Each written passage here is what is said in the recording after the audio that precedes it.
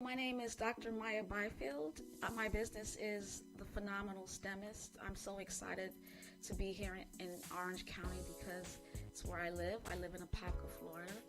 And I decided to make this business because I saw a need for underrepresented students to be successful in STEM, which stands for science, technology, engineering, math. And the best way I can do that is just provide products for parents to prepare them, whether it's a book or online STEM camps or just video podcasting. My goal is to transform this community, especially those who are underrepresented. And the way to do that is to help parents understand their children's minds and basically develop them at different stages of their lives to be prepared for a successful STEM career. Thank you so much. That's why I'm here.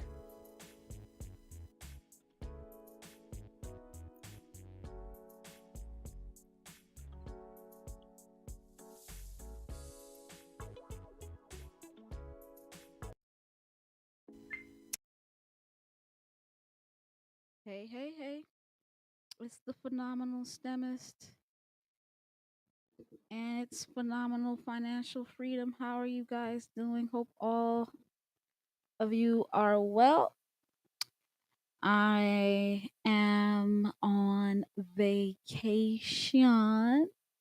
I am on vacation and I'm happy to still come on Wednesday evenings at 8:15 to discuss with you different concepts of a financial literacy.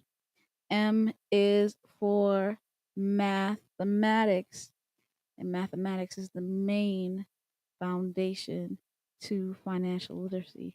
We're talking about four ways money can buy happiness. Do you think money buys happiness? Let me know in the chat.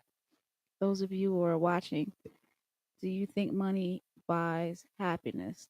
Don't forget to check out my book on Amazon, The Phenomenal STEMist. Don't forget to check out the book, of course. You can subscribe, share, and like me on all social media platforms, specifically YouTube. Make sure you click the notification bell to see all kinds of videos. All right. Can money buy happiness? Can money buy happiness? Well, according to the Forbes article, yes, it can.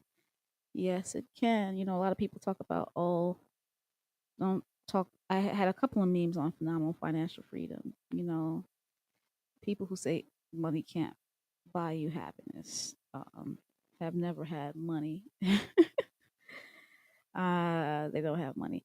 Now, according to many research, they say above $75,000, it doesn't make that much of a difference. If you make more than $75,000 a year, um, making more not necessarily doesn't necessarily increase happiness. But when you're making less than that, the struggles of life lead to a lot of depression.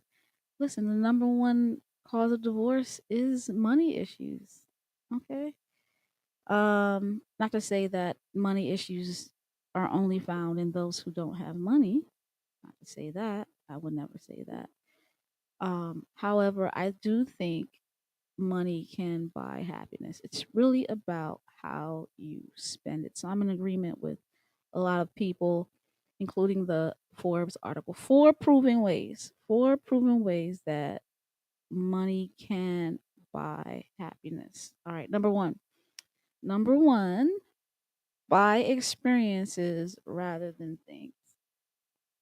Now, if you're paying a whole bunch of money for things, especially things that are depreciable, you may not get that much happiness out of it. However, if you're buying experiences, like how many people don't have the ability to travel because they don't have money, and when they don't have enough experiences to do other things, they don't get the joy. All you're doing is working. You're working to pay bills, working to pay bills, working to pay bills, and don't have any experiences. How will you have joy? And unfortunately, those who don't have a lot of money, all they can do is work to pay bills.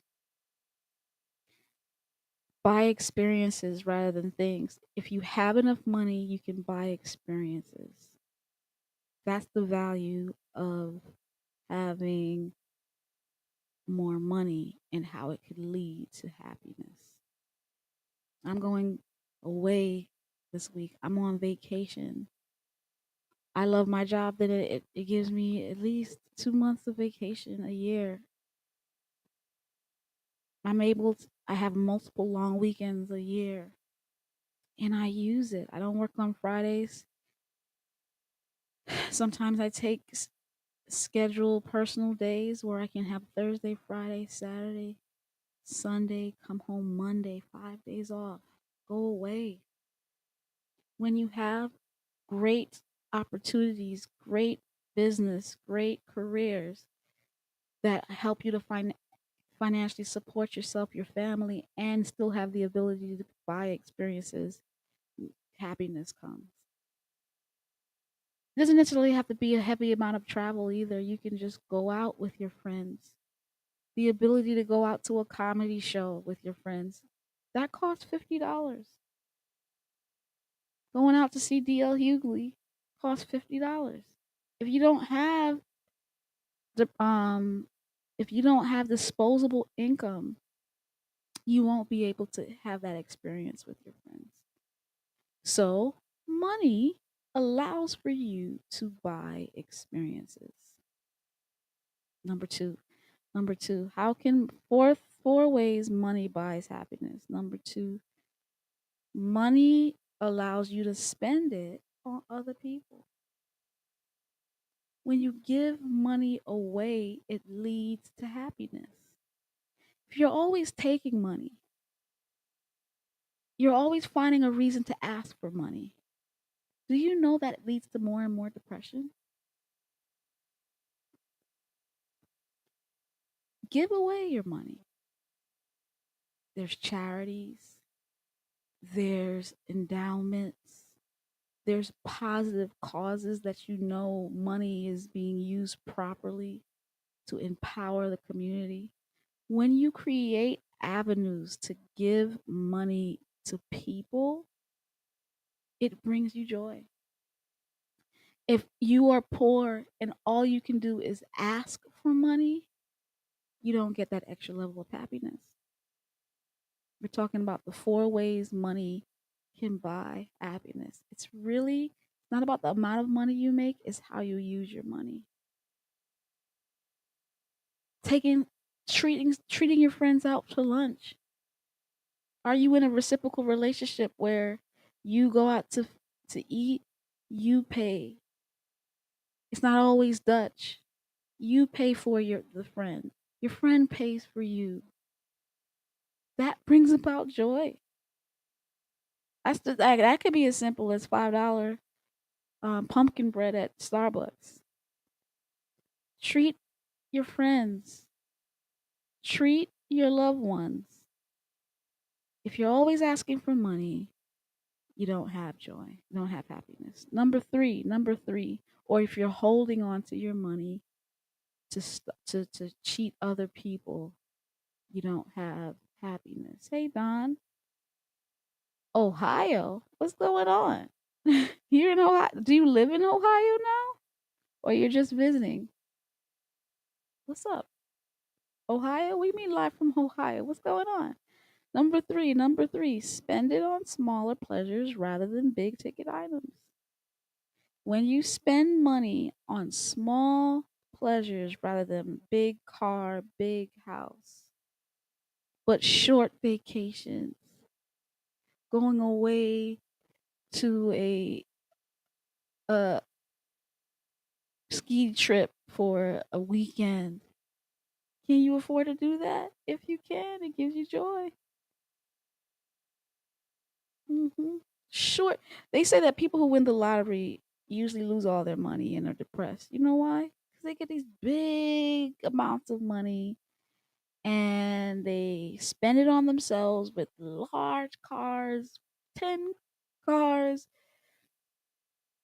3 houses, something that cannot even really satisfy them because there's a big boost of energy, but then it goes away. But if you listen, research says if you spend money on small things that give you joy, but more consistently. So you take that same $100, and so instead of taking that $100 and buying, or $200 and buying a pair of Jordans sneakers, right? You take that same $200 and you buy 10, $20 items that bring you happiness. Whatever that $20 item is, sushi on a Friday night, you know, whatever that $20 item is, you do that 10 times. You'll get a boost of dopamine every time, 10 times versus taking that one $200 and buying a pair of sneakers one time, get that boost of dopamine one time. You see? That's how you can get happiness with your money. You're working in New York. There's no work in New York? Really talk to me about that. I would like to dialogue on that, Don. The chief area of construction? What's going on, man? New York is slowed down? Would you like to tell me why? That's pretty cool though. I'm glad that you're able to find work in Ohio. What's going on? New York, what's going on in New York? Wow. That's amazing. I would never imagine construction work slowing down in New York. I wonder why. I would love to dialogue on that, but all right, let you when in your own time. Number 4, excuse me. So number 3 was small items give you a boost of dopamine versus one big ticket item. Your money brings you happiness based on how you spend it. If you don't have money to spend, you're not happy. I'm sorry, you're not. You broke. You broke. You're not happy. Trust me. You're struggling. You're stressed. You're hungry. You're stressed. Let's keep it real. When you don't have money, you're stressed. You're worrying about putting food on the table for your children. You're worried about putting a clothes on the back of your children. You're worried about putting a roof over you guys' head. Okay, stress brings about fear and anxiety. That's not happiness. Happiness is happiness. Like laughter, dopamine level, you know? If you don't have money, look what Kevin said. If you don't have money, you know, you can't go to the doctor when you have I'm hearing some stories, listen you guys, where you don't have insurance. So they finally made it to the emergency room department with no toe. All the skin off the toe is gone because they couldn't treat their diabetes. They couldn't feel their foot, so they had to amputate their whole foot. These are the stories of poverty, y'all. Stop acting like poverty is happiness and joy. It's not. It's not. People in abject poverty die early. They get their feet amputated. Their children are more likely to be imprisoned. Okay? Poverty is not something to desire. When you don't have money, you can't have happiness. You have joy, you persevere, but you have a struggle through life. You and your belly's hungry. You die early, y'all. And don't tell me that you can have joy dying early. But is it that your rich people are just happy? Nah, it's about how they spend their money. If they spend their money in a certain way, it brings happiness. Number 4, money buys time. Money buys time. What do I mean by that? Well, let's see what it says. Uh, Advancements in technology and productivity would bring more leisure time. He predicted that his grandchildren would only work 15 hours per week. When you have a lot of money, you have a lot of time. People with higher income experience more time than others, right? More time. Let's see what it says.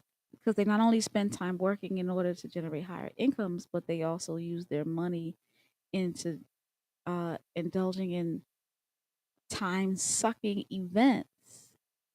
Ah, so if you have too much money and you spend time just working, then you're not happy, right? So if you actually change and you spend less time working, but you have a bigger income to be able to afford living with less time working, you'll have more time to enjoy, right? What do I mean by that? Like if I make a decent income now, I make a decent income now and I work 4 days a week and I literally work 6 hour days. Like, you know, um, I have I work 10 months of the year. I make as much as I make good money. I make good money working less time. Now, if I wanted to make $200,000, then I would work double the amount of time that I work. I would work 12-hour days, right? I will work 12 months a year. But I'm good with half that. You see what I'm saying? And I'm able to go on trips. I'm able to vacation. I'm able to enjoy my time. I don't work nights. You understand? I don't work overtime. I have a big income, so you can have so some people so that one there was a job, it was a job that people were boasting they were making $75,000 a year. But in order to make $75,000 a year in that position, they have to do multiple hours overtime. I'm cool on that. I'd rather make $75,000 a year in half time. And certain jobs will afford that. You see what I'm saying? So it's about you can spend a lot of time making money and that's not going to bring you happiness. The goal is to create ways to make income that don't involve your time. That's it. That's the goal. The goal is to make money while on vacation. Don says Apple owners spend more than Android owners. Oh, Lord. Apple owners are more connected than Android owners. It's not about the problem of spending, it's about what you spend it on. And I'm telling you the beauty of Apple, and I've had both. And I was an avid Droid fan until I got an Apple. And I realized the connection that Apple brings happiness. Y'all don't understand it. The blue bubbles, baby. It's something about seeing the blue bubbles that brings me joy. I ain't gonna lie. Let your money work. Yeah, your money has to work. Stop. The person doesn't work. The money has to work. And when the money works, you get more happiness. It's not about how much money you make, it's how you spend your money. Yes, the four ways that money can buy happiness are number one, buying experiences rather than things, spending your money on other people, number two, number three, spending on multiple small pleasures rather than one big pleasure. It boosts your dopamine much more. And number four, Use your money to buy time. That's how money can buy happiness. Kevin says working smarter and proper management of your money can lead to a better work-life balance. Working smarter. Now, you know how I learned that? I learned that from Scrooge McDuck. Shout out to DuckTales. Work smarter, not harder. Working smarter and properly spending your money will help you to have a good work-life balance. And if you have to work, I mean, the cost of living right now, the cost of groceries right now, I can't imagine people with children, right? The amount of money you would have to spend to pay for bills, rent has like jumped at 50%. What happens when you feel the stress of that? That's not happiness. Versus you have a mortgage that didn't move. You have a affordable home, and you have money that's able to manage the inflation. The stress decreases. You're able to give. You're able to spend time with family. You're able to have multiple experiences versus one big experience. How do you do that? By creating multiple, shout out to Kevin Plauché, multiple streams of income. Multiple streams. Speaking of which, don't don't forget to don't forget about this book now. Multiple streams of income, investments, health savings accounts. That's multiple streams. Don says team Android versus team iPad. Listen, I have an iPhone. That's all I got, and I got a watch. Two things that connect me to people, and it is amazing. Shout out to the blue bubbles. Listen, it's the connection that it brings. It's the connection that it brings. Rent went up. Your rent, oh my God. CC, your rent up went $500. Can you imagine? There are people that are going to be living in their cars. There are people that have currently moved to their cars. It's the 10th of August. Their rent went up $500. They can't pay it. They can't pay it. You gonna tell me people living in their cars is happiness? No. They're stressed. They're stressed. They're stressed. Now, as I said before, just because you're rich doesn't make you a better person. Mm-mm-mm-mm. But don't lie and say money. A a good salary that can pay the bills and that can help you have multiple experiences, time with your family, help you to spend on other people, help you to buy multiple things in small increments to boost your dopamine. That brings happiness. It's one of the greatest antidepressants, using your money in a special type of way. Having the ability to use money is one of what I put in the meme today in Phenomenal Financial Freedom Group. One of the greatest antidepressants. Don't lie to the folk. Don't lie to folk whose rent's going up $500 and they don't know where the money's coming from. Yeah. Make it happen. Make it happen. They make it happen. They struggle through, but it's a struggle. They struggle through, but it's a struggle. Stop lying and act like it ain't a struggle. Don says Miami leads the country. Miami number one, Orlando number two. Florida has the because There is no rent control in our state. There's no rent control. There That's where policymakers, not the ones that only come out when they're trying to get elected. Shout out to early voting for primaries.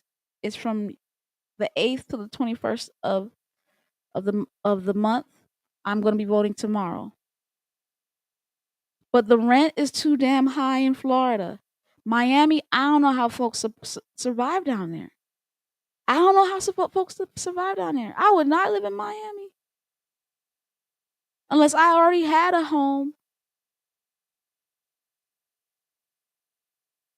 I mean, buying a house just 1 year ago costs half. It costs half to buy. Like my shout out to having money. Assets grow when you have money. My house has doubled in value. My house has doubled in value. When you have money, you're able to grow it and you're able to use it wisely, stress free. Mhm. You could add on to the stresses of being greedy. See, greed causes stress. The love of money is the root of all evil, not money. Whoever told you that money is the root of all evil is a liar. That's not in scripture. Because God has constantly em- e- empowered and given great amounts of wealth to his people. It is greed that is stressful. And two people can be greedy, rich and poor folk. And some of the most greediest people are poor folk. Some of the most greediest people are people who don't have money. Greed is not a reflection of how much money you have. Greed is how much you love it. Money is not something to love. When I say I love money, I'm just joking. Money is a tool that you use. Money is a tool that you use to help yourself, to give to God, to help yourself, to help people. Yeah. Yeah, that rent, man, it's not the policymakers. Some of the greediest people are policymakers who do nothing. You know, a lot of times we want to get the rich people to pay more in taxes so that we could give more money to the government people who hold the tax money and don't give it to the people. Like I'm not saying I don't want to get pay more in taxes. That's not my point. But you don't make the villain rich folk. A lot of the time when you look at Elon Musk and Bill Gates and Jeff Bezos with all their riches, look at the amount of innovation they have done with their money. Putting money a lot of the times money has to be in the hands of people who use it properly. It's how you spend your money. Money is placed You put money in a greedy person's hands, they'll throw it on depreciable items. You put money in a person's hand that has vision, they'll build their company and create phones that connect each other with blue bubbles. Whose idea was that? It's brilliant. Whose idea? I'm losing more weight now because of this piece of technology. Because somebody's brilliant mind had research dollars versus giving it to greedy people. Listen, be creative when thinking of ways to create your streams of income. That's what money is for. Money is meant to be used in a creative fashion. Are you listening to me, guys?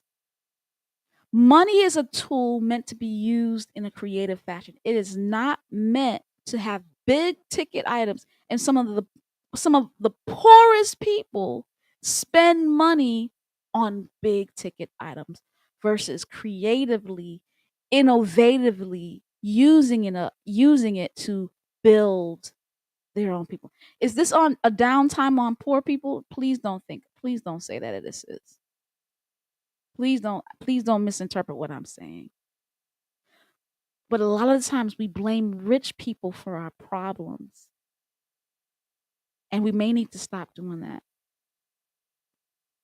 We may need to look a little inward and look at how we spend money, because money can buy happiness 4 ways: spending it on people, spending it on time, spending it multiple times in small increments, right?